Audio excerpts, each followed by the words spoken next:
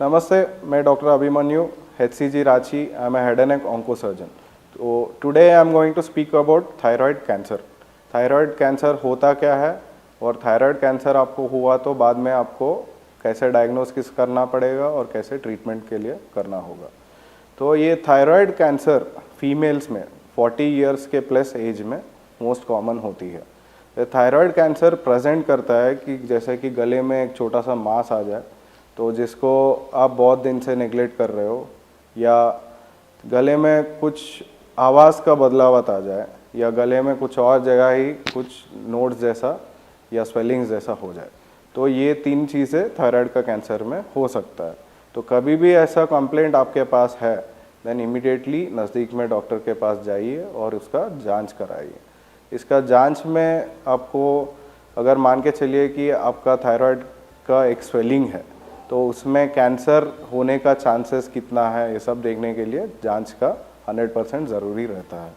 तो आपके पास कुछ थायराइड का स्वेलिंग है तो आप डॉक्टर के पास पहुंच गए, देन आपको कौन सा टेस्ट किया जाएगा. तो 2 test most common and most important testing होता है, जैसे कि अल्ट्रासाउंड स्कैन.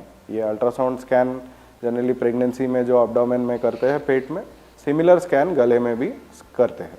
तो इसमें हमको पता चलेगा कि जो मांस है वो कैंसर लायक दिखता है कि नहीं. अगर कैंसर जैसा दिखेगे तो उसमें एक और टेस्ट का ज़रूरत पड़ेगी.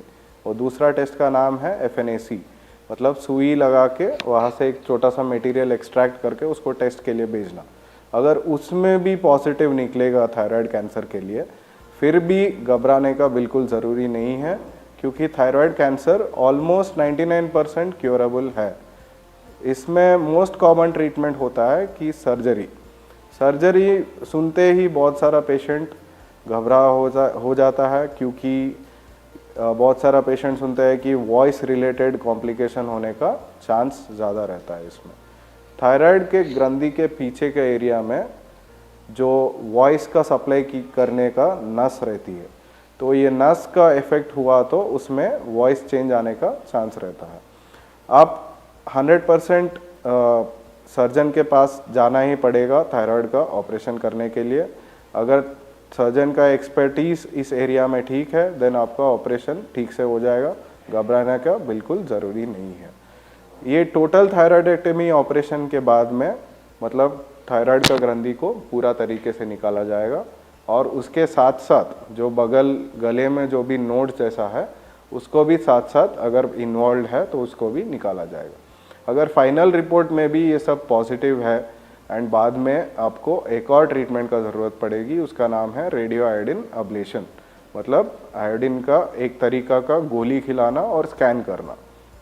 और ये सब ट्रीटमेंट आपको एक 15-20 दिन के अंदर ठीक से हो जाएगा और आप थायराइड कैंसर से मुक्ति भी हो सकती है. आपका जैसे भी कोई भी पेशेंट है जो गले में ऐसा थायराइड का ट्यूमर या जो भी घाटी लेके घूम रहा है, उसको इमीडिएटली आपका नज़दीक में डॉक्टर के पास जाके जांच कराने के लिए बोलिए. एंड अपने आप सेल्फ केयर पे भी रखिए कि बाद में थायराइड कैंसर इज़ 100% क्यूरेबल. सो आप जो भी सर्जरी कराएंगे या ट्रीटमेंट कराएंगे 100% इफ़ेक्टिव रहेगा. Thank you.